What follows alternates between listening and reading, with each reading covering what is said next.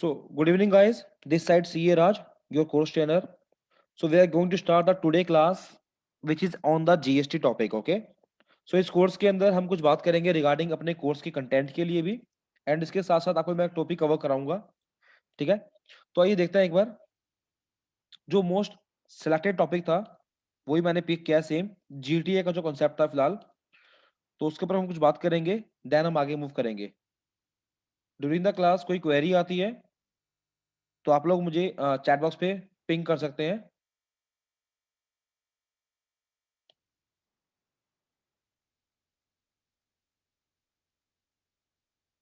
Okay. So topic is regarding the RCM.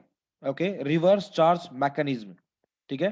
तो RCM होता क्या है, पहले हम वो समझेंगे. आरसीएम क्यों लेके आया गया, आरसीएम वर्ड का मतलब क्या है, कौन कौन से सेक्शंस इसके अंदर फॉलो करते हैं. ठीक है. एंड द प्रोविजंस, एंड इसका इनपुट कैसे मिलेगा हमें. ठीक है. एंड क्या आरसीएम में जो हम टैक्सेस पे करते हैं, क्या उसका हम आईटीसी हमारा ब्लॉक तो नहीं होता, एंड उसको हम क्लेम कैसे कर सकते हैं, इनपुट को उसी मंथ क्लेम कर सकते हैं या नेक्स्ट मंथ क्लेम करेंगे. The all the things we are going to cover under this today's class. Okay, चलिए देखते हैं. तो सबसे पहला पॉइंट अगर मैं बात करूं आरसीएम के अंदर. ठीक है. आरसीएम वर्ड का मतलब तो क्लियर होगा मेरे ख्याल सभी को. It's a reverse charge mechanism. ठीक है. जीएसटी हमारा 2017 में आ चुका था, तो मे भी आप सारे के सारे काफी अच्छी तरीके से फैमिलियर होंगे कुछ वर्ड्स टर्मिनोलॉजी के हिसाब से, अगर मैं बात करूं जीएसटी के अंदर तो. ठीक है. तो सर आरसीएम जो है ना, पहले इसका थोड़ा मैं इंट्रो दे रहा हूं. एंड क्वेरीज गाइस ड्रॉप करना जब आपकी क्वेरीज आएंगी तो. ठीक है. Regarding the relevant topic. तो टॉपिक रहेगा अपना आरसीएम का. ठीक है. It means it's a reverse charge mechanism. Okay. मतलब क्या सर, कोई चार्ज, अगर इसका सिंपल सा मतलब दोस्त देखोगे ना, इट मींस सर कोई चार्ज है जो कि रिवर्स हो रहा है. ठीक है. यानी सर कोई चार्ज था पहले, नॉर्मल चार्ज था, कोई फॉरवर्ड चार्ज था हमारा, जो कि अब रिवर्स हो रहा है. इसके लिए हमने आरसीएम बनाया है. अच्छा सर, समझ नहीं आ रहा आप चाहता क्या हो कहना. मैंने कहा बेटा देखो, जीएसटी क्या होता है. जीएसटी चार्ज होता है, बिल्कुल ठीक है सर. हम बिल के ऊपर जीएसटी चार्ज करते हैं. ठीक है. तो सर कोई और भी चीज होती है, हाँ जी, डिडक्ट. ठीक है ना. लाइक आपने सुना होगा टीडीएस जो है ना वो कटता है. ठीक है. लेट से आपके पास बिल आया किसी सीए का, किसी प्रोफेशनल पर्सन का, तो आप उसका टीडीएस काटते हो. बिल्कुल सर. किस सेक्शन में, भाई 194 जे में काटते हैं. ठीक है. क्या रूल है सर कि सर अगर 30,000 से ऊपर का बिल आएगा तो हम टीडीएस काट लेंगे एट द रेट ऑफ 10%. ठीक है. अभी जो कोरोना वायरस के चक्कर में जो रेट का डिडक्शन हुआ है 7.5%, में उसकी बात नहीं कर रहा. जो हमारा स्टैंडर्ड रेट है ना, हम उसकी बात कर रहे हैं यहाँ पे. ठीक है फिलहाल. तो सर अगर 30,000 से ऊपर का बिल आएगा हम टीडीएस काट लेंगे. हम बिल पे टीडीएस चार्ज नहीं करते. यहाँ पे क्या होगा, suppose I receive the bill of ₹50,000 from a CA और फ्रॉम अकाउंटेंट और फ्रॉम अ प्रोफेशनल पर्सन. तो मुझे टीडीएस काटना है, तो मैं 10% काट के पेमेंट करूंगा, यानी पार्टी को 45,000 दूंगा, 5,000 रुपए टीडीएस जमा कर दूंगा अगले महीने की 7 तारीख को. ठीक है. तो सर यहाँ पे क्या होता है, यहाँ पे हम डिडक्ट कर रहे हैं. सेकंड वर्ड क्या होता है हमारा, चार्ज करना. तो यानी 50,000 का बिल आएगा, मैं इसके ऊपर 10% और चार्ज करूंगा, यानी 5,000 रुपए, तो 55,000 रुपए लूंगा. तो चार्ज में और डिडक्ट करने में डिफरेंस है. ठीक है, दोनों वर्ड के अंदर. अच्छा सर, ये तो क्लियर हो गया, हमें आगे समझाओ. चलिए देखते हैं. तो सर आगे ये कि भाई जो टीडीएस है ना, let me clear the drawings. Okay. Sir ये जो जीएसटी है बेसिकली ये चार्ज होता है. तो सर दो तरीके से चार्ज होता है. There are two system in under the GST scenario. ठीक है. पहला कौन सा, भाई पहला है आपका forward charge. Which one, forward charge.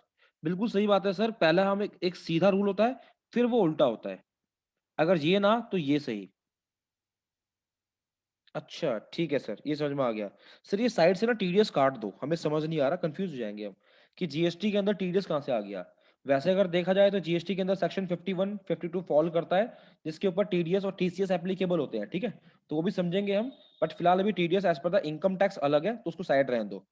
अच्छा सर, इस दो तरीके के चार्ज होते हैं. एक तो हमारा है forward charge, then another one is reverse charge. ठीक है. सर बेसिकली हम चार्ज करते हैं क्यों है, पहले ये समझाओ हमें. हम कोई भी चीज क्यों चार्ज करें सर, हम जीएसटी क्यों ले, क्योंकि बेटा ये एज पर द लॉ है.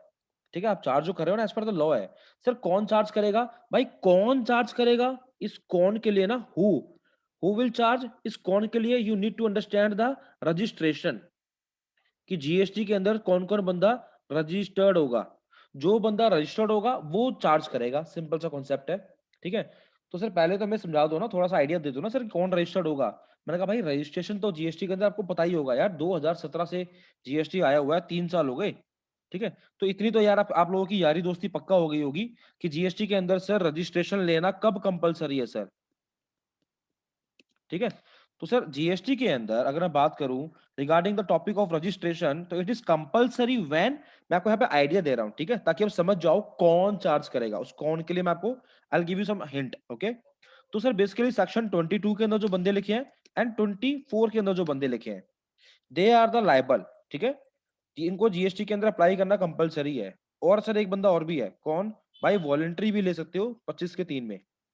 सर ये क्या लिख रहे हो, सेक्शन हमें समझ नहीं आ रहा। मैंने कहा बेटा सेक्शन समझ जाओगे फिर तो और भी अच्छा रहेगा। देखो सेक्शन 22 में लिखा हुआ है लायबल टू रजिस्ट्रेशन, किन को रजिस्ट्रेशन लेना होता है। ठीक है, ओके, देन सेक्शन 24 से कंपलसरी रजिस्ट्रेशन। ठीक है, देन यहाँ पे क्या है, वॉलंटरी। मैं यहाँ पे शॉर्ट में लिखता हूँ, समझ जाना। ठीक है, तो सर किनको लेना होता है, मैंने कहा भाई देखो बच्चों, सिंपल सा मकसद है यहाँ पे यार, कि 3 तरह के बंदे होते हैं। ठीक है, पहली बात तो किन किन सेक्शन से लाइबिलिटी आती है हमारे ऊपर, भाई मोस्टली इन सेक्शन से आपके ऊपर लाइबिलिटी आएगी जीएसटी के अंदर। जीएसटी के अंदर किसके लिए, रिगार्डिंग फॉर द रजिस्ट्रेशन। बस आपको इतना ही पढ़ना है। अच्छा सर ठीक है, तो सर एक चीज तो बताओ ना, मैं क्या क्या बताऊं भाई, कि सर कैसे, ये तो समझ ही आया हमें, सेक्शन 22 में लिखा है कि कौन कौन से बंदे लायबल होंगे अप्लाई करने के लिए, और 24 में लिखा है कि इनको कंपलसरी लेना है। अगर आप लायबल नहीं हो, कंपलसरी नहीं है, तो आप अपने मन से भी ले सकते हो, इट मींस वॉलंटरी ले सकते हो। ठीक है, तो you can take a voluntary registration also. अच्छा सर, मैंने कहा भाई देखो इसको कैटेगरी में डिवाइड कर दो। सर कौन सी कैटेगरी, भाई एक बंदा काम कर रहा है गुड्स के अंदर, ठीक है, दूसरा बंदा काम कर रहा है गुड्स प्लस सर्विसेज के अंदर, वो सप्लाई कर रहा है गुड्स प्लस सर्विसेज। अच्छा sir, third one, only a service provider. So अगर मैं मार्केट में बात करूं इन प्रैक्टिकल सिनेरियो, तो हमारे पास ना 3 तरह की सप्लाई होती है।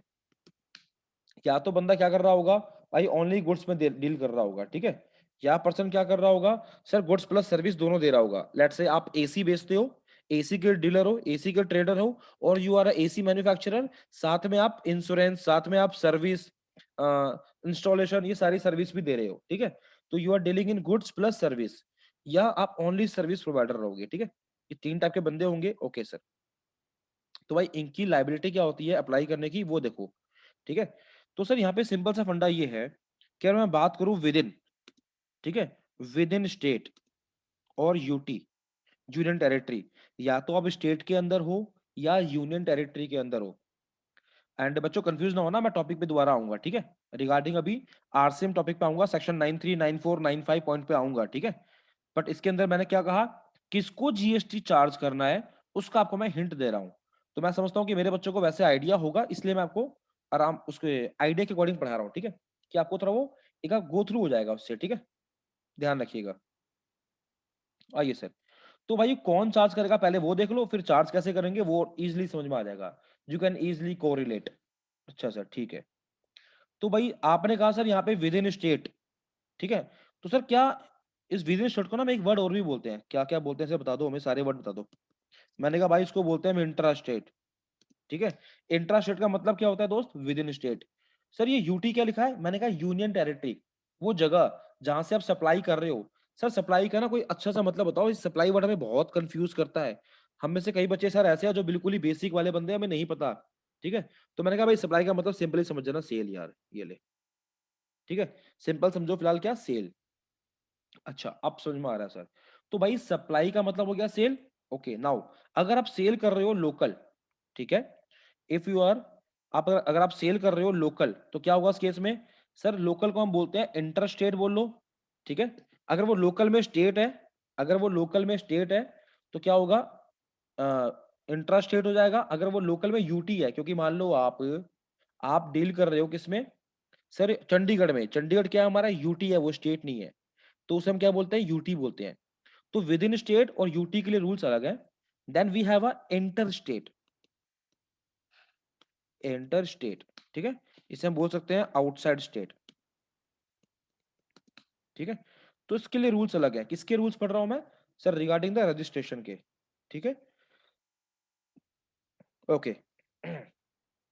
तो अगर बात करूं मैं लोकल के अंदर, अगर आप गुड्स वाले बंदे हो, ओनली गुड्स वाले बंदे, तो you have a limit of 40 lakh.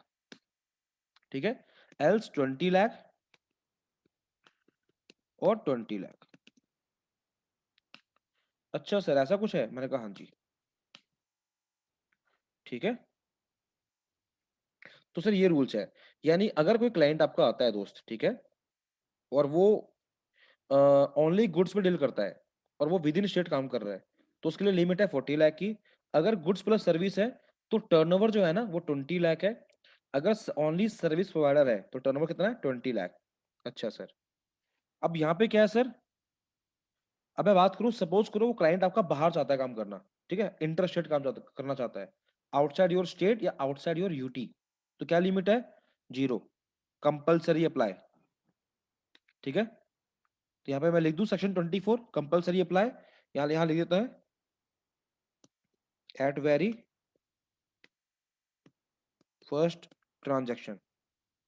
ये लो, ये लिख लो, या समझ जाओ कंपल्सरी अप्लाई, ये समझ लो। ठीक है, और सुन लो, कंपल्सरी अप्लाई हो गया यानी करना कंपल्सरी है इसको। ठीक है, इररेस्पेक्टिव ऑफ द टर्नओवर। ठीक है, तो यहाँ पे क्या हो जाएगा? अगर आप दोस्त गुड्स वाले बंदे हो, ठीक है, अगर आप गुड्स वाले बंदे हो और आप काम कैसे कर रहे हो सर? लोकल में, तो क्या लिमिट है आपके लिए दोस्त? आपके लिए लिमिट है सर 40 लाख की। ठीक है, अगर आप डील कर रहे हो किसमें? इंटर स्टेट, तो आपको पहली सेल्स से ही, पहले ट्रांजेक्शन से ही क्या करना पड़ेगा? अप्लाई करना कंपलसरी है।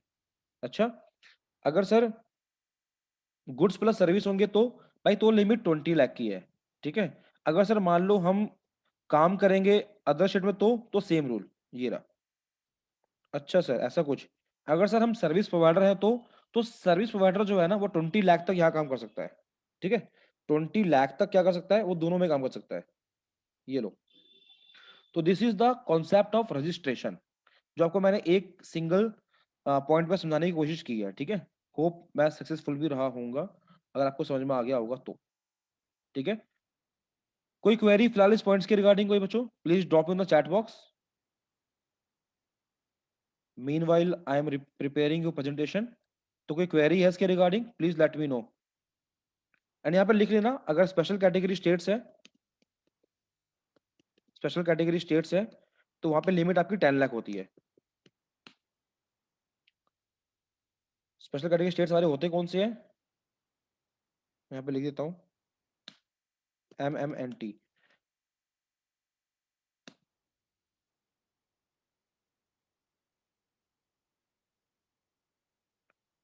अच्छा, इसकी full form Mizoram, Meghalaya, Nagaland, Tripura.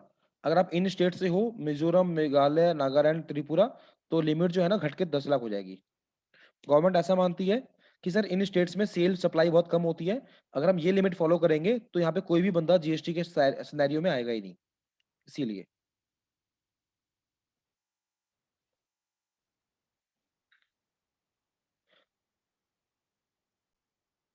Okay, तो सर सबसे पहले फिर से मैं समझा दूं एक बार कैटेगरी क्या है। सर देखो, अगर आप गुड्स वाले बंदे हो, अगर आप वो बंदे हो जो गुड्स में डील करते हैं, एक क्लाइंट मिला, सर मैं गुड्स में डील करता हूँ, क्या लिमिट होगी? 40 लाख। वो बोलता है सर मेरा काम बाहर भी होता है, अदर स्टेट में काम भी होता है, क्या बोलोगे? सर तो फिर अप्लाई कर लो, अप्लाई करना कंपलसरी है। अगर लोकल में काम करोगे तो 40 लाख तक बिना अप्लाई किए काम कर सकते हो। ठीक है, अच्छा सर, तो लोकल में क्या कर सकते हो सर? बिना अप्लाई किए 40 लाख तक काम कर लो, टर्नओवर है ये, इट्स टर्नओवर। टर्नओवर मतलब सेल आपकी। ठीक है, बिना अप्लाई किए काम कर सकते हो। ठीक है, अगर सर मेरा काम तो सर दिल्ली से यूपी तक का होता है, दिल्ली से मुंबई का होता है, महाराष्ट्र का, तो भाई सीधा अप्लाई करना कंपलसरी है, बिना अप्लाई किए आप बाहर काम नहीं कर सकते। ठीक है, kindly keep in mind. Okay sir, local में क्या बोलते हैं? इंट्रा स्टेट, और आउटसाइड को इंटर स्टेट। ठीक है सर। सर ये गुड्स की बात हो गई, आपने कहा था कि सर एक बंदे और भी होते हैं जो गुड्स प्लस सर्विस में डील करते हैं, वो गुड्स भी दे रहे हैं, also they are providing the services, तो उनके लिए क्या लिमिट है सर? वो 20 लाख तक विद इन स्टेट काम कर सकते हैं, विद इन स्टेट। आउटसाइड के अंदर जब करने जाएंगे तो उनको पहले ही बिल से, पहले ही काम से अप्लाई करना कंपलसरी है। ठीक है, ध्यान रखिएगा। या तो यहाँ पे जो लिमिट थी 40 लाख सुनने में आया था कि बढ़ा दी गई है, तो अगर सोच के देखोगे ना एक बार अपनी कंपनी की तरफ, तो बहुत रेयर कंपनियां होती हैं जो ओनली गुड्स में डील करती है, ठीक है, मे बी 20-30% ओनली, रेस्ट 70% क्या होती है, सर्विस प्रोवाइडर और गुड्स प्लस सर्विस प्रोवाइडर। तो ये जो 40 लाख की कैटेगरी है वही इंजॉय कर पाएंगे जो ओनली गुड्स में डील कर रहे हैं, ठीक है। तो मेक इट क्लियर, ठीक है सर, पॉइंट क्लियर हो गया। बट अगर आप सर्विस प्रोवाइडर हो, if you are a pure service provider, like I am a trainer, I am a CA, मैं एक ग्राफिक डिजाइनर हूँ, मैं एक एडवोकेट हूँ, तो I can apply, I can do business in inter और intra both up to the limit of 20 lakh, ठीक है। मैंने एक वर्ड यूज किया था एडवोकेट, वैसे एडवोकेट को क्या है, हम जब पढ़ेंगे ना एग्जामिशन लिस्ट, तो वहां पे उसको एग्जाम को बोला गया कि भाई तुम जीएसटी मत चार्ज करना, ठीक है, उनके ऊपर आरसीएम लगता है। बट हाँ, एक सर्विस प्रोवाइडर 20 लाख तक इंटर और इंट्रा दोनों में काम कर सकता है बिना जीएसटी अप्लाई किए, बिना जीएसटी का नंबर अप्लाई किए एक सर्विस प्रोवाइडर काम कर सकता है, ठीक है, इंटर स्टेट भी। तो होप ये पॉइंट सबको क्लियर होगा। मैं फिलहाल यहाँ पे ज्यादा टाइम स्पेंड नहीं करता बिकॉज हमारा टॉपिक ये वाला नहीं है, ठीक है। तो ये आप पॉइंट देख लो कि जीएसटी के ऊपर लाइबिलिटी कब आती है हमारी, भाई जब जब हमारे पास 3 सेक्शन एप्लीकेबल होते हैं, ठीक है। सर ये वॉलंटरी वाला समझा दो, एक वॉलंटरी वाला, मैंने कहा भाई अपनी मर्जी से जब मर्जी अप्लाई कर लो, आपके ऊपर लेट से आपका टर्नओवर नहीं है इतना, okay, your turnover is not more than 40 lakh, 20 lakh या 10 lakh, as per the case may be, तो आप वॉलंटरी अप्लाई कर सकते हो, यू हैव अ लिबर्टी। अच्छा सर, ठीक है। तो सर हमने पढ़ लिया, क्या पढ़ लिया, कि भाई कौन चार्ज करेगा, जो जीएसटी में रजिस्टर्ड होगा, कौन जीएसटी में रजिस्टर्ड होगा, वो हमने कंसेप्ट देख लिया थोड़ा सा फटाफट। ठीक है सर, इतना क्लियर हो गया। अब सर थोड़ा आगे पढ़ाने की कोशिश करो, ठीक है सर, मैं ट्राई करता हूँ। तो ये कौन वाला पॉइंट तक क्लियर हो गया, हाँ सर। अब भाई क्या होता है, गवर्नमेंट बोलती है तुम जीएसटी में रजिस्टर्ड तो हो गए ना, तुम जीएसटी में रजिस्टर्ड हो गए, now you have a GST number. अब तुम्हें काम करना, क्या काम करना सर, तो गवर्नमेंट बोलती है भाई तुम्हें काम करना, जब भी तुम सप्लाई करोगे, ना ना ना सर यहाँ पे सेल लिखो, सेल, हमें सेल समझ में आता है। अच्छा ठीक है भाई, जब भी तुम सेल करोगे ना, तो अपने बिल के ऊपर जीएसटी ले लेना, जीएसटी चार्ज करना। किसको बोल दिया, भाई जो सेल करेगा, इट मीन सप्लायर, ठीक है। भाई जब भी तुम सप्लाई करोगे, सप्लायर सुन लो किसको, भाई रेसिपिएंट को, ठीक है, रिसीवर को। ये कौन होगा, प्रोवाइडर, दे प्रोवाइडर, यहाँ पे कौन होगा, रिसीवर, ठीक है। So suppose if you are a provider and you are providing services या गुड्स, जो भी प्रोवाइड कर रहे हो, तो गवर्नमेंट ने इनको बोल दिया, इनको, कि भाई काम करना दोस्त, अपने बिल के ऊपर, ठीक है, जीएसटी चार्ज कर लेना। अच्छा सर, मान लो मैं सर्विस दे रहा हूँ 50,000 रुपए की, तो उसके ऊपर 18% जीएसटी और ले लूँ, एक्स्ट्रा लूँ, हाँ जी लेना पड़ेगा। तो ये लेके क्या करना है भाई, ये चार्ज करके ले लेना कस्टमर से, और लेके हमें दे देना, हमें मतलब गवर्नमेंट को जमा कर देना जीएसटी डिपार्टमेंट के अंदर। अच्छा अच्छा ठीक है सर, कर देंगे। तो भाई जीएसटी की लाइबिलिटी किसके ऊपर दे दी, सप्लायर के ऊपर, यानी सप्लायर अपनी सर्विसेज देगा और क्या करेगा, जीएसटी चार्ज कर लेगा, ठीक है, ओके। बट कुछ जगह ना गवर्नमेंट ने ये चार्ज को रिवर्स कर दिया। मतलब क्या है सर आपका कहने का, भाई देखो, अल्टीमेटली क्या होता है कि जो रेसिपिएंट है ना, जो रिसीवर, जैसे आप लोग सर्विस ले रहे हो, आप लोग गुड्स ले रहे हो, आप लोग क्या करोगे, भाई इससे सर्विस ली, इससे गुड्स ले लिए, फिर इसका बिल आएगा आपके पास, आप इसको पेमेंट कर दोगे, जीएसटी हुआ तो जीएसटी पे कर दोगे, तो ये पैसे अपने सर्विस के गुड्स के अपने जेब में रख लेगा और जीएसटी के पैसे गवर्नमेंट को हैंड ओवर कर देगा। ऐसे ही होगा ना, बिल्कुल ठीक है। बट कुछ एक जगह सर, वो कुछ एक जगह हमें कैसे पता लगेगा, मैंने कहा भाई वो जो मैं बोल रहा हूँ ना, कुछ एक जगह, ठीक है। तो कुछ एक जगह के लिए we have a list, we can say we have a section 9(3), ठीक है। सेक्शन 9(3) में लिखा हुआ है कि सर वो कौन से predefined, we have a predefined, अच्छा अच्छा, मतलब कहने का मतलब आपका ये है सर, कि ये जो आप बता रहे हो कि कुछ एक जगह ऐसा नहीं होता होगा, कैसा नहीं होता होगा, कि सप्लायर जीएसटी नहीं लेता होगा, ऐसे ही ना सर, मैंने कहा हाँ जी, कुछ एक जगह सप्लायर जीएसटी चार्ज नहीं करता, तो सर वो जीएसटी में रजिस्टर्ड नहीं होगा, ऐसा हो सकता है जीएसटी में रजिस्टर्ड ही ना हो, तो जीएसटी कहां चार्ज करेगा, आर दे अंडर रजिस्टर्ड, मैंने कहा नहीं नहीं, मैं ये बात नहीं कर रहा, वो जीएसटी में रजिस्टर्ड तो है, but he don't have right to charge GST on his bill amount. अच्छा सर, तो कौन होगा सर वो, मैंने कहा भाई वो रेसिपिएंट खुद पे करेगा। सर पहले भी तो रेसिपिएंट ही पे करता था, मैंने कहा सुन तो लो पूरी बातें, रेसिपिएंट डायरेक्टली गवर्नमेंट को पे करेगा, ठीक है। अच्छा सर, मतलब क्या होगा सर, जीएसटी के अंदर दो चीजें होंगी, क्या हो गई भाई, एक जगह तो क्या होगा सर, यहाँ बैठा गवर्नमेंट, एक जगह तो ये होगा कि सर जो सर्विस प्रोवाइडर है ना, और वी कैन से, एक मिनट बच्चों, सर यहाँ पे ऐसा होगा कि सर जो सप्लायर है ना बेसिकली, वेट अ मिनट, चलिए, सर जो सप्लायर है ना, कुछ ज्यादा ही थिकनेस बढ़ गई इसकी, चलिए। सर कैसा होगा, सर कुछ एक जगह सप्लायर जो है रेसिपिएंट को सर्विस देगा, ठीक है, और फिर रेसिपिएंट से जीएसटी लेके गवर्नमेंट को जमा कर देगा, पे कर देगा, ठीक है। सर इसे हम क्या बोलेंगे, इसको बोलेंगे फॉरवर्ड चार्ज, यानी ऐसा ही होता है ठीक है, ऐसा ही होता है हर बार। बट कुछ जगह गवर्नमेंट ने क्या बोल दिया, सप्लायर जी तुम जीएसटी रहने देना। अच्छा जी, नहीं लेंगे। सर वो पता कैसे लगेगा जहां पे सप्लायर नहीं लेगा, मैंने कहा ना उसके लिए सेक्शन है हमारे पास। अच्छा, तो सर वहां पे क्या होगा, भाई सप्लायर अपनी सर्विस देगा, अपने गुड्स देगा, अपने पैसे पकड़ लेगा, खत्म, अपने पैसे पकड़ के बैठ जाएगा। और उस जगह पे इसके बिल के अमाउंट पे, सप्लायर के बिल के अमाउंट पे ये डायरेक्टली जीएसटी निकाल के पे कर देगा। सर ऐसे कैसे, मैंने कहा भाई मान लो 50,000 की सर्विस थी, इसको पता है इसके ऊपर जीएसटी जो है ना 18% लगता है, तो ये जीएसटी खुद निकाल के 18% गवर्नमेंट को डायरेक्टली पे कर देगा। इसे हम क्या बोलते हैं, रिवर्स चार्ज। तो नॉर्मली क्या होता है, normally supplier have the liability to collect the GST from the recipient and deposit to the government, but when liability is shifted to the receiver recipient then it is known as RCM। Normally क्या होता है, normally supplier charge करता है GST recipient से and ला के देता है government को, ठीक है।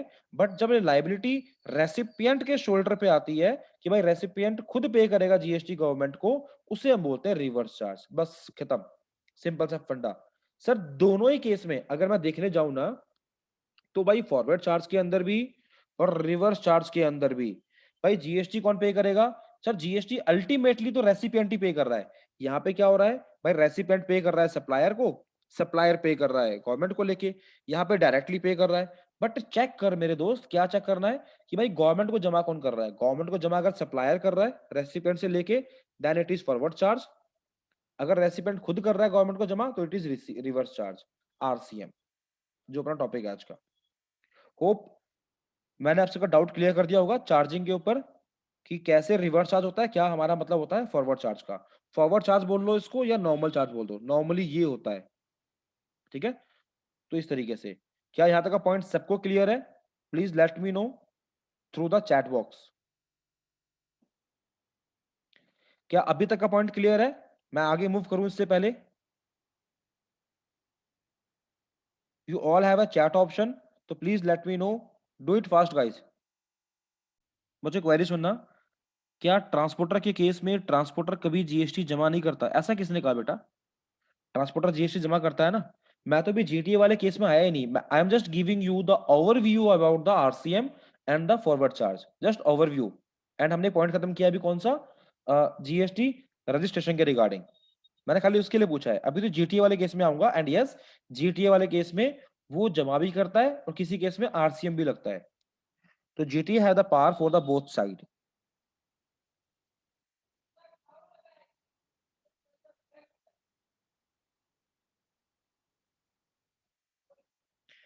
एक पर्सन कह रहे हैं उदय कुमार जी, सर सेशन कितने टाइम तक होने वाला है सर देखो चालू हुआ था 9 बजे तक, खत्म सर प्रभु इच्छा पे है, जब मन कर जाए सर आपका तब बोल देना मुझे, कोई बात नहीं। चलिए, तो कोई फिलहाल क्वेरी नहीं है, ठीक है। तो यहाँ तक का पॉइंट सबको मेरे ख्याल से बिल्कुल क्लियर हो गया। आइए, तो सर ये पॉइंट था, पॉइंट क्या था सर, ये देखो मैं आता हूँ टॉपिक पे अपने, ठीक है। Sir concept of RCM clear हो गया। नॉर्मली क्या होता है भाई, नॉर्मली हमारे पास जो सप्लायर है ना सर, सप्लायर, हाँ जी, जो सप्लायर है, ठीक है, वो क्या करेगा सर, रेसिपिएंट से रेसिपिएंट को अपने गुड्स देगा, इससे गुड्स के वैल्यू एंड जीएसटी लेके गवर्नमेंट को पे कर देगा। This is your normal charge, और we can say forward charge, ठीक है सर। सर दूसरा क्या होता है, सर दूसरा होता है मेरे बच्चे रिवर्स चार्ज। रिवर्स चार्ज मतलब सप्लायर अपने गुड्स देगा, ये सप्लायर को गुड्स के पैसे दे देगा, और इसके ऊपर टैक्स जमा करने कौन जाएगा, रिसीवर खुद जाएगा, रेसिपिएंट खुद जा रहा है। दिस इज रिवर्स चार्ज, ठीक है। ये पता लगाने के लिए कि सर कौन से गुड्स पे फॉरवर्ड चार्ज है, कौन से गुड्स पे रिवर्स चार्ज है, हमें क्या पढ़ना पड़ेगा, रिवर्स चार्ज के पास प्री डिफाइंड लिस्ट है, ये पढ़ लो। इसके अलावा सारे गुड्स पे क्या होंगे सर, फॉरवर्ड चार्ज होंगे। सर सारे गुड्स पे फॉरवर्ड चार्ज होंगे, मतलब कहने का मतलब सर आपका ये है क्या? क्या बेटा? कि सर मान लो सर कोई भी गुड्स या कोई भी सर्विस, आप ये बोल रहे हो सर कि या तो उसके ऊपर फॉरवर्ड चार्ज होगा या रिवर्स चार्ज होगा, आरसीएम होगा। मैं कहा नहीं नहीं बेटा, एक चीज भूल गए हम। क्या? देखो, या तो होगा ये गुड्स, अगर आपको मैं दे रहा हूँ, ये गुड्स आपको मैं दे रहा हूँ रेसिपिएंट को, ठीक है, तो या तो रेसिपिएंट खुद टैक्स जमा करेगा उसके ऊपर, या मैं रेसिपिएंट से लेकर टैक्स जमा करूंगा, ठीक है, सप्लायर गवर्नमेंट को। या फिर हो सकता है बच्चे कि ये गुड्स जो है ना या सर्विस वो एग्जेम्प्ट हो, हमारी एग्जेम्प्ट हो, ठीक है। तो तीन केस हो सकते हैं, या तो गुड्स मान लो एग्जेम्प्ट है, गवर्नमेंट ने इस गुड्स के ऊपर टैक्स लेने से मना कर दिया, कोई भी नहीं देगा टैक्स, ये गुड्स एग्जेम्प्ट है, ठीक है। तो उस केस में क्या होगा, ना तो सप्लायर पे चार्ज करेगा टैक्स, ना रेसिपिएंट खुद पे करेगा, एग्जेम्प्ट है वो गुड्स या सर्विस। ओके। कॉलेज की फीस पे जीएसटी नहीं लगता, स्कूल की फीस पे जीएसटी नहीं लगता, एजुकेशनल इंस्टीट्यूशन में नहीं लगता, ठीक है सर, तो वो एग्जेम्प्ट है, ठीक है। अच्छा, फिर दूसरा केस क्या होगा सर, या तो सप्लायर फॉरवर्ड चार्ज के अंदर जीएसटी लेके रेसिपिएंट से गवर्नमेंट को पे कर देगा, या तीसरा केस क्या होगा सर, या तो रेसिपिएंट खुद डायरेक्टली पे कर रहा होगा जीएसटी सप्लायर से लेके, सप्लायर से गुड्स लेके, ठीक है, अपने जेब से रेसिपिएंट खुद पे करेगा। अच्छा सर, चौथा केस क्या होगा, कुछ भी नहीं, बस तीन ही केस बनते हैं बेटा, ध्यान रखना, फॉरवर्ड, रिवर्स या गुड्स या सर्विस एग्जेम्प्ट होंगी हमारी। अच्छा ठीक है सर, अभी तो क्लियर है। अब सर वो पढ़ा रहे थे आप हमें, लिस्ट पढ़ा रहे थे, लिस्ट पे आ जाओ दोबारा से, मैंने कहा लो बेटा आ गया। तो मेरे ख्याल से कॉन्सेप्ट ऑफ आरसीएम तो क्लियर हो गया, आरसीएम वर्ड का मतलब क्या होता है, I think this is clear to you guys, okay. So let me move ahead. अच्छा, तो देखो भाई, अब अगर मैं बात करूं मेरे दोस्त, क्वेरी है, वन क्वेरी कि सर एडवोकेट का क्या है। बच्चों देखो, अभी क्वेरी सारी पिक करता हूँ, एडवोकेट का क्या होगा, जीटी वाले का क्या होगा, अभी आएगा सब कुछ, कॉन्सेप्ट आएगा। Screen is not showing, let me share it again. चलिए, तो भाई एडवोकेट और आपका जीटीए, ठीक है, ये सभी के अंदर पढ़ेंगे हम, इसमें क्या कॉन्सेप्ट है हमारा, क्या एडवोकेट कभी जीएसटी चार्ज करता है या नहीं करता, वो अपनी बिलिंग कैसे बनाता होगा, ठीक है, जीटीए वाला कैसे बिलिंग करता होगा, क्या कॉन्सेप्ट है उसके अंदर, 12%, 6% का, ठीक है, या एग्जामेशन का, वो सब कुछ देखेंगे इसके अंदर। डायरेक्टर के क्या रूल्स हैं उसके अंदर, डायरेक्टर भी हमारा आरसीएम के अंदर आता है, ठीक है, कौन कौन से गुड्स आएंगे, and all the things will cover under this class, just give me few minutes more. अब सर आरसीएम के अंदर अगर मैं बात करूँ ना, तो आरसीएम के अंदर आ जाओ, एक पॉइंट देखो ध्यान से भाई, आरसीएम के अंदर मेरे दोस्त, it's applicability of the RCM. RCM कहाँ पे एप्लीकेबल होता है सर, आरसीएम आरसीएम एप्लीकेबल होगा या तो हमारे पास ना कुछ नोटिफाइड गुड्स हैं। क्या बोला सर आपने? मैंने कहा भाई कुछ नोटिफाइड गुड्स हैं, ऐसा क्या बोल दिया मैंने, समझ नहीं आया आपको? नोटिफाइड गुड्स हैं या सर्विसेज हैं, मतलब सर एक प्री डिफाइंड लिस्ट है हमारे पास, प्री डिफाइंड, ठीक है। अगर ये बताए हुए गुड्स या सर्विसेज अगर आप लोगे तो रेसिपिएंट जीएसटी देगा, इसके ऊपर आरसीएम है, ठीक है। अच्छा, मतलब सर उसके लिए हमें वो प्री डिफाइंड लिस्ट पढ़नी पड़ती है, मैंने कहा हाँ बेटा पढ़नी पड़ेगी, वो नोटिफाइड गुड्स या सर्विसेज आपको पढ़ने पड़ेंगे, ठीक है सर। अच्छा देन सर दूसरा केस है सप्लाई फ्रॉम अनरजिस्टर्ड पर्सन। अगर आप रजिस्टर्ड हो जीएसटी के अंदर और आप किसी अनरजिस्टर्ड पर्सन से सामान ले रहे हो, सप्लाई ले रहे हो, तो वहां पे आरसीएम है। तो जहां भी मैं बोलूंगा आरसीएम है, वहां आंख बंद करके बोलो कि सर वहां पे रेसिपिएंट जीएसटी पे करेगा, ठीक है। समझ लो माइंड में, जहां भी बोल रहे हैं हम आरसीएम है, इसका मतलब सप्लायर वहां पे जीएसटी चार्ज नहीं करेगा, वहां पे रेसिपिएंट जीएसटी देगा, जो लेने वाला बंदा है, ठीक है। Import of goods and service पे आरसीएम है, ठीक है। अच्छा सर, मतलब सर ये तीन जगह पे है जहां पे आरसीएम आता है, बिल्कुल सही बोला आप लोगों ने कि बस ये तीन जगह है पूरे जीएसटी लॉ के अंदर जहां पे आरसीएम एप्लीकेबल होता है। कौन कौन सा? भाई एक तो नोटिफाइड गुड्स है हमारे पास, पहले से ही पता है हमें कि भाई इन गुड्स पे लगेगा, कौन बताएगा? भाई हमारे गवर्नमेंट, वो पहले से लिस्ट लेके भेज दिया कि ये वाले गुड्स लोगे, ये वाली सर्विस लोगे, जो हम नाम बता रहे हैं 1 2 3 4, तो इन पे आरसीएम है। और जहां जहां मैं बोल रहा हूँ आरसीएम है, वहां समझ जाना कि जो लेने वाला बंदा है वो जीएसटी खुद पे करेगा उस बिल पे निकाल के, अनरजिस्टर्ड पर्सन पे और इंपोर्ट ऑफ गुड सर्विस पे आरसीएम है। बट कैसे लगता है, क्या अभी ये पूरा तरह से लग चुका है, एप्लीकेबल है या नहीं है, वो सारी बातें हम करेंगे इसी के अंदर, इसी के दायरे में, ठीक है। चलिए,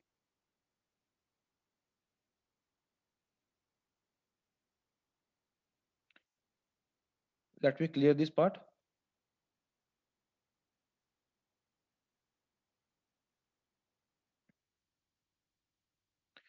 तो यहाँ तक का पॉइंट क्लियर होने के बाद अब देखते हैं। तो सर यहाँ पे आरसीएम के अंदर अगर मैं बात करूं मेरे दोस्त, अगर मैं आरसीएम के अंदर बात करूं तो यहाँ पे सेक्शंस आते हैं हमारे पास। ठीक है सर, वो तो पूरे जीएसटी लॉ के अंदर सेक्शंस आते हैं, इनकम टैक्स के अंदर सेक्शंस आते हैं। हमें तो आदत हो गई है सर सेक्शन देखने की, अच्छी बात है। आइए, तो sir section 93 of CGST act, ठीक है, और section 53 of IGST act, it says about the notified supplies, it says about the notified supplies. CGST refer करेगा किसको?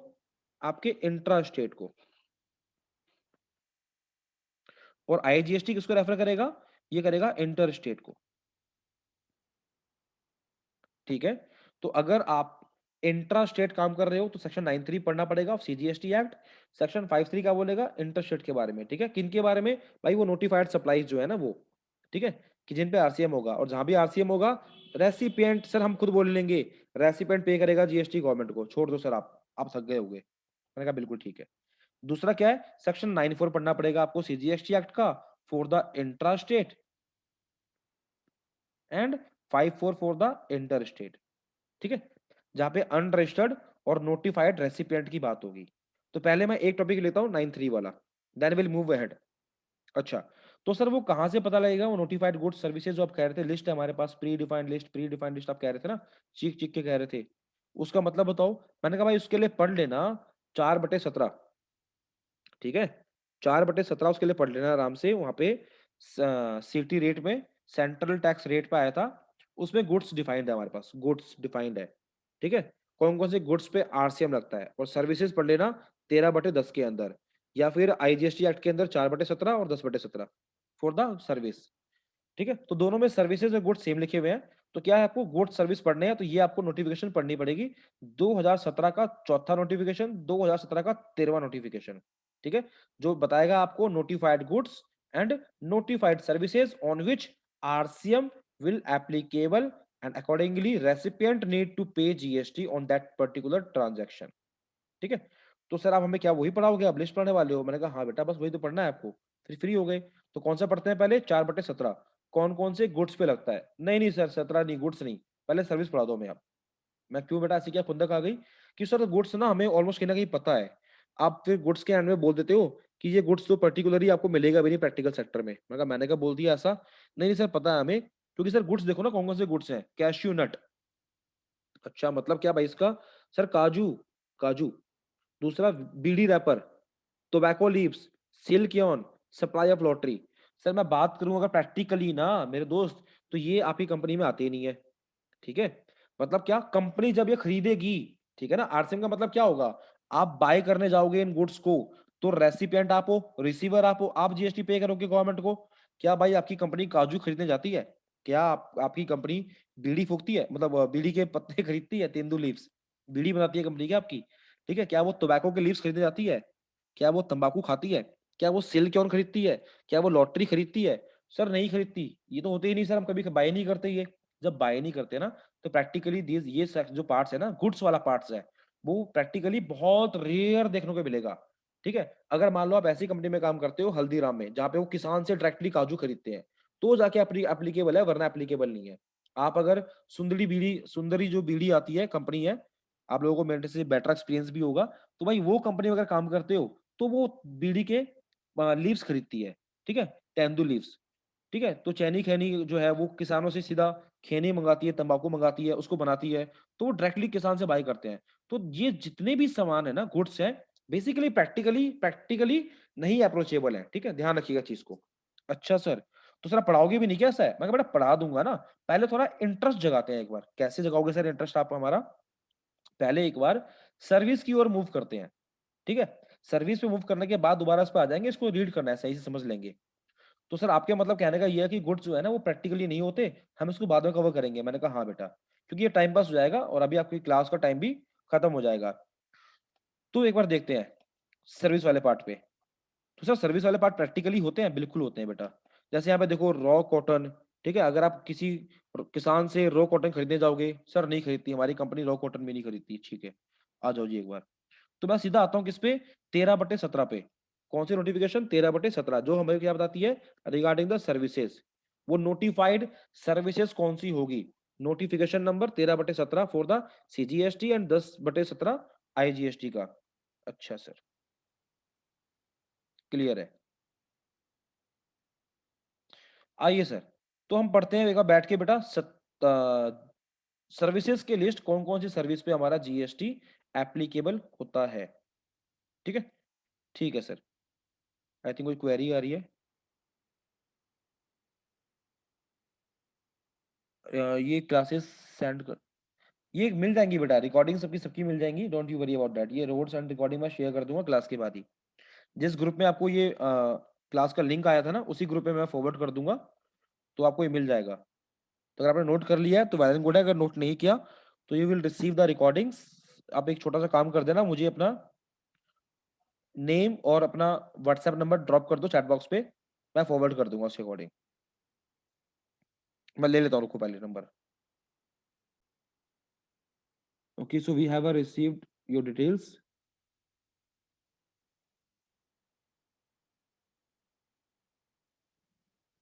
ओके, तो आपके नंबर्स हैं मेरे पास, मैं उनको शेयर कर दूंगा। Now move to the topic.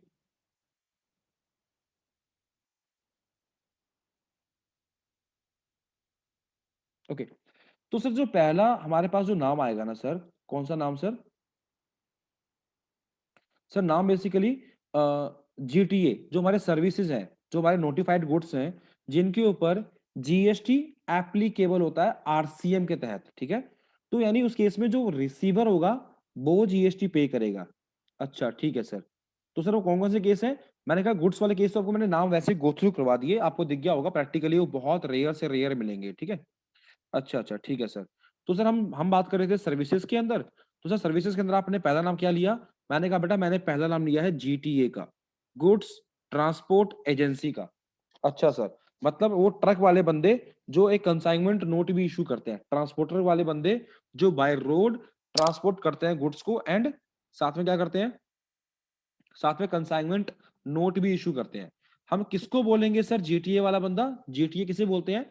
GTA means goods transport agency, means any person, ठीक है, any person who provide services in relation to transport of goods by road and issue consignment note, जो कि by road से transport करता हो, और साथ में कंसाइनमेंट नोट, जिसे आप हिंदी के लैंग्वेज में आम बोलचाल की भाषा में बिल्टी बोलते हैं। ठीक है, तो बिल्टी भी देता हो। तो जीटीए वाले केस में ना आरसीएम लगता है। सर समझ नहीं आया, अच्छी तरीके से समझाओ ना सर, हमें समझ नहीं आया आरसीएम लगता है, क्या बोल रहे हो सर? जीटीए तो सर हमारे केस में पक्का लगता है। हमारी कंपनी ना गुड्स मंगाती भी ट्रक से है, ट्रांसपोर्ट से, और गुड्स भेजती भी ट्रक से ही है सर। अच्छा अच्छा ठीक है बेटा। तो सर हमें ना ये थोड़ा बता दो कि इस केस में थोड़ा हमें कंफ्यूजन हमेशा रहती है। कैसी कंफ्यूजन रहती है बेटा? कि सर ये जो गुड्स है ना, हम मंगाते तो हैं, बट ये कभी लेता है वो 12%, कभी लेता है वो 5%। सर ये कॉन्सेप्ट क्या है इसका, थोड़ा हमें एक बार क्लियर कर दो पार्ट आप। मैंने कहा ठीक है, तो एक बार देखते हैं इस कॉन्सेप्ट को हम यहाँ पे सही तरीके से। तो एक बार आप सारे लिख लो उस कॉन्सेप्ट को, जीटीए वाले पार्ट को, या एक बार समझ लो, मैं बता देता हूँ। ठीक है, तो we have a concept of GTA reverse charge mechanism. आइए, वो मेरी स्क्रीन सबको विजिबल होंगी।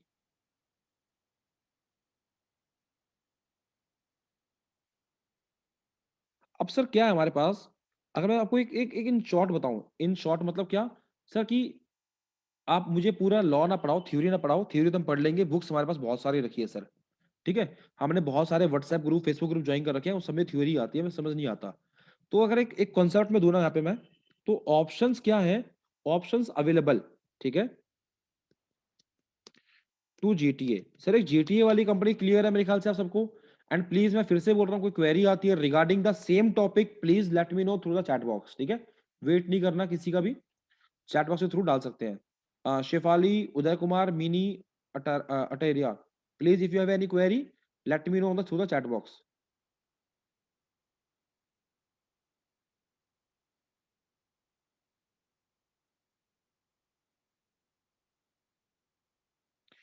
Wait a minute guys.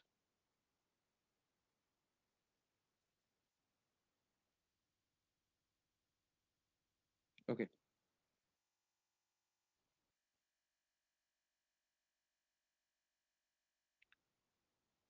Shifali query दोबारा ड्रॉप करूंगा चैट बॉक्स पे।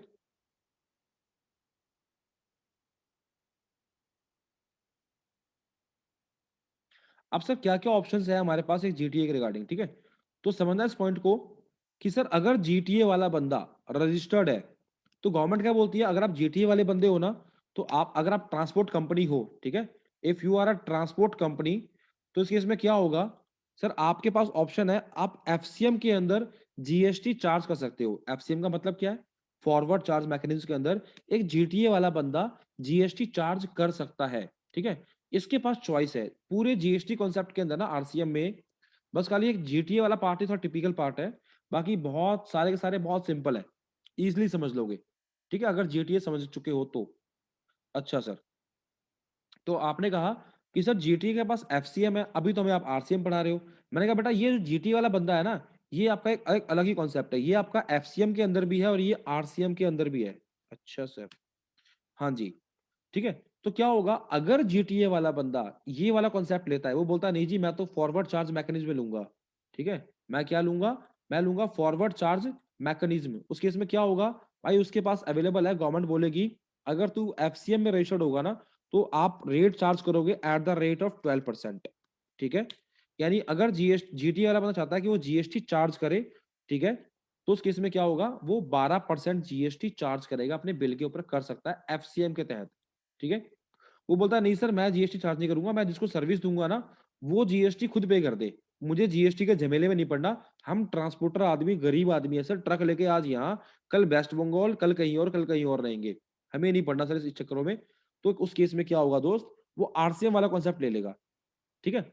उस केस में उसको जीएसटी चार्ज नहीं करना। तो अगर वो सर्विसेज दे रहा है, please ignore the spelling mistakes अगर होती है कोई तो, ठीक है। तो अगर सर वो जीटीए वाला आरसीएम कॉन्सेप्ट लेगा, किसको, services provided to specified, services provided to specified person, specified persons, अगर इन बंदों को वो सर्विसेज देगा, तो क्या होगा इस केस में भाई, रेट है उन कंपनी को पे करना पड़ेगा 5%, ठीक है। तो क्या उस केस में है बेटा, अगर आप, ठीक है, एक ट्रक वाले से जीएसटी, आप जीटीए वाले से सर्विस ले रहे हो, और आप अगर स्पेसिफाइड पर्सन हो, तो आप जीएसटी पे कर सकते हो 5% पे, ठीक है। या फिर जीटीए वाला बंदा अगर अपने बिल पे जीएसटी चार्ज करेगा, तो किस रेट से करेगा, 12% से करेगा। तो सर यानी जीटीए वाला बंदा कोई भी एक ऑप्शन ले सकता है, हाँ जी बिल्कुल ले सकता है। एक जीटीए वाला, सॉरी,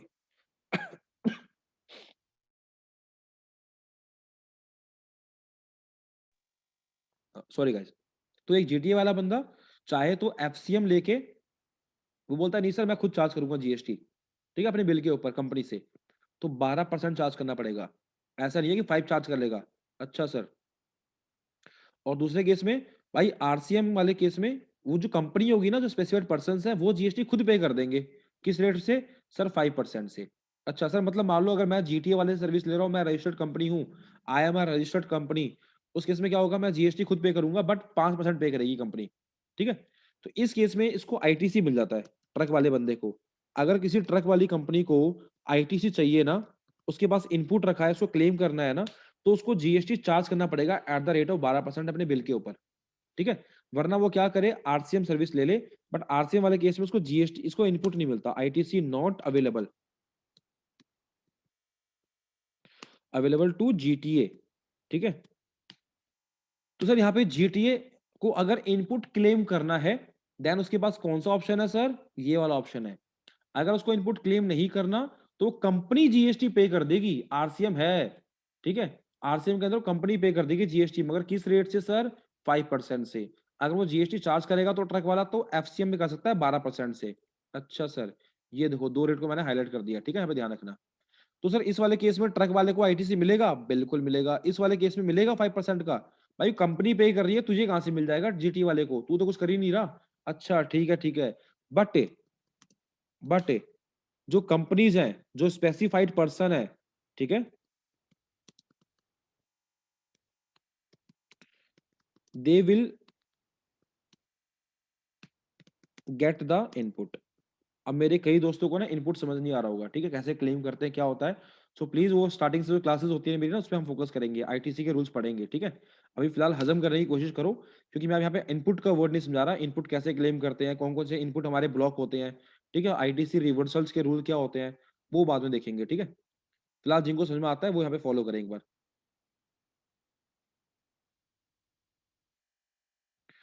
अब यार आ जाते हैं आगे। तो दो केस क्लियर हो गया मेरे ख्याल से, ठीक है। बड़ी मेहनत कर रहा हूँ, लिख लिख के दे रहा हूँ बच्चों आपको, ठीक है, ताकि आपको इजीली समझ में आ जाए। मेरा ट्राई करना, मेरी मोस्टली क्लास में ना मैं ट्राई करता हूँ लिखने की आपके सामने, ये एक बार लिख के फिर इसको नोट्स को मैं सेव नहीं करता, हटा देता हूँ, ठीक है। फिर दोबारा लिखता हूँ सबके सामने। एक तो क्या, क्योंकि भाई आप लोगों के अंदर भी एक कीड़ा जग जाए। कौन सा कीड़ा सर? ये लिखने वाला, जो आजकल के यूथ के अंदर बिल्कुल ही बंद हो गया है, ठीक है। इसी से हमारी क्या हो गई है, हमारी ना मेमोरी पावर भी बहुत कम हो गई है। जितना लिखोगे ना उतना आपकी मेमोरी पावर स्ट्रांग होती है, ये चीजें आपके माइंड में फीड रहेंगी, ठीक है।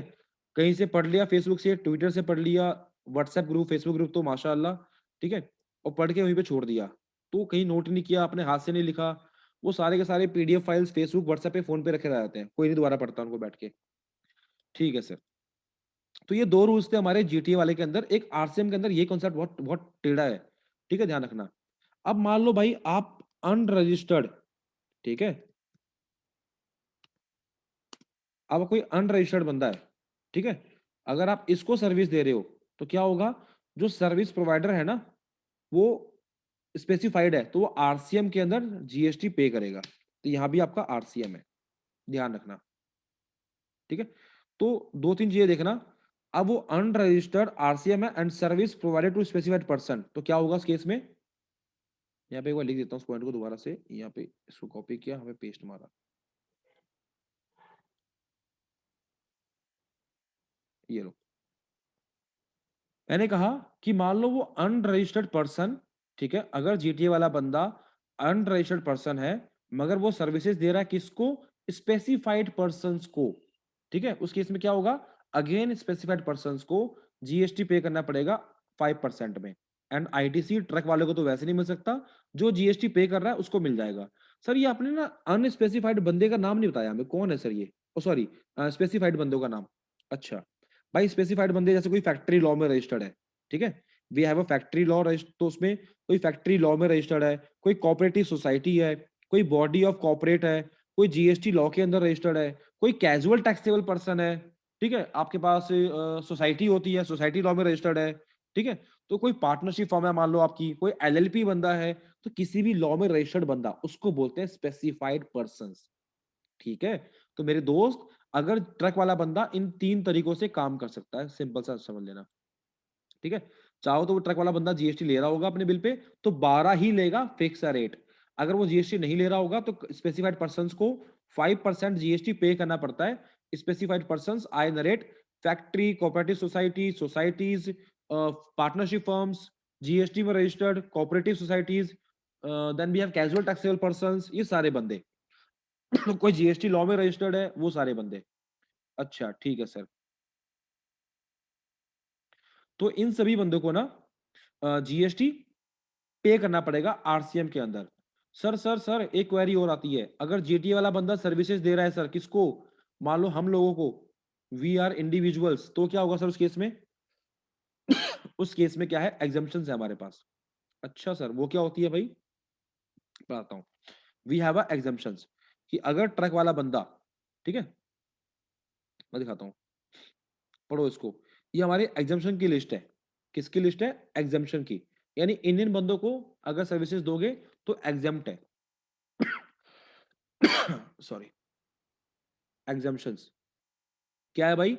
अगर सर्विसेज प्रोवाइड बाय जीटीए, एक कंपनी जो जीटीए है, जीटीए किसे बोलते हैं? जो रोड के थ्रू ट्रांसपोर्टेशन देती है, और साथ में बिल्टी इशू करती है, कंसाइनमेंट नोट भी देती है, ठीक है। अच्छा, तो अगर एक जीटीए किसी अनरजिस्टर्ड पर्सन को सर्विसेज दे रहा है, यानी आप लोगों को, इंडिविजुअल्स को, ठीक है, including an casual taxable person, but कौन से वाला? अनरजिस्टर्ड वाला, रजिस्टर्ड नहीं, तो क्या होगा भाई, वो एग्जाम्प्ट है। सर नहीं नहीं, नीचे कुछ और भी लिखा हुआ है, फैक्ट्री वैक्ट्री। मैंने कहा भाई इनको छोड़ के, अदर देन का मतलब होता है इनको छोड़ के, अगर जीटीए इनको सर्विसेज दे रहा है, किसको सर? कैजुअल टैक्सेबल पर्सन को और अनरजिस्टर्ड पर्सन को, इंडिविजुअल्स को, जैसे हम लोग जॉब करने वाले बंदों को, हम अपना घर यहाँ से कहीं और शिफ्ट कर रहे हैं, तो मुझे एक ट्रक की नीड है, आई नीड अ टेम्पो, ठीक है, तो उसके अंदर सामान रख के ले जाऊंगा कहीं शिफ्ट करूंगा तो, ठीक है, उस केस में क्या होगा? जीएसटी कोई भी चार्ज नहीं करेगा बिकॉज एग्जेम्प्ट है। हाँ सर, हमें याद आ गया, आपने कहा था या तो कोई सर्विसेज हमारी एग्जेम्प्ट होती है, या फॉरवर्ड चार्ज में होगी, या वो रिवर्स चार्ज में होगी। तो सर अगर वो जीटीए वाला बंदा खुद चार्ज करेगा तो वो फॉरवर्ड चार्ज में करेगा, अगर वो खुद चार्ज नहीं कर रहा और वो इन स्पेसिफाइड बंदों को दे रहा है, फैक्ट्री को, सोसाइटी को, ठीक है, जो नाम मैं पढ़ रहा था, पार्टनरशिप फर्म्स को, जीएसटी लॉ में रजिस्टर्ड कंपनीज को, तो वहां पे आरसीएम में है GST at the rate of 5%, FCA में 12% चार्ज करेगा। यहाँ पे जीटीए चार्ज नहीं करेगा, यहाँ पे ये बंदे खुद देंगे, कंपनी वाले बंदे, बिकॉज आरसीएम है यहाँ पे। और या फिर अगर हमें देगा तो वो अनरजिस्टर्ड बंदों को तो वो एग्जेम्प्ट है, उन पे जीएसटी लगता ही नहीं है, कोई भी नहीं देगा, कोई लेगा भी नहीं, कोई देगा भी नहीं जीएसटी, ठीक है, इस तरीके से, ठीक है। Factory, society, cooperative society, any body corporate, partnership firms, ठीक है। Then we have a casual taxable persons. तो अगर आप इन सभी को सर्विसेज दे रहे हो तो जीएसटी में ये बंदे, अगर वो बंदा सामने से फॉरवर्ड चार्ज से नहीं ले रहा तो आरसीएम में आप 5% टैक्स पे करोगे, ध्यान रखना। ठीक है, तो यहाँ पे इन शॉर्ट में सब कुछ गिवन है, देखो क्या, ट्रक वाला बंदा, लो सर, अगर जीएसटी लेगा तो 12% लेगा, ठीक है, 6% सीजीएसटी, 6% एसजीएसटी। अगर वो जीएसटी चार्ज नहीं करेगा तो आरसीएम में स्पेसिफाइड पर्सन को 5% पे करना पड़ता है, ठीक है। अगर वो दे रहा है किसको? अनरजिस्टर्ड रेसिपिएंट को, ठीक है, तो वो एग्जेम्प्ट है। 32/17 के नोटिफिकेशन में गिवन है, 21 एक ही एंट्री के अंदर, ठीक है। तो ये बेसिकली हमारा एक जीटीए वाला कॉन्सेप्ट था। होप मैं समझाने में थोड़ा सा सक्सेसफुल रहा हूँगा, कोई क्वेरी नहीं है, ठीक है। तो मेरे ख्याल से कोई क्वेरी नहीं है फिलहाल अभी यहाँ की। तो कोई और क्वेरी आती है तो प्लीज लेट मी नो। आप सभी का आई थिंक मेरे पास नंबर आ चुका होगा, ठीक है। This is all about today class, will see you in the next class guys, thank you so much, this side C Raj, मिलते हैं अपनी अगली क्लास के अंदर।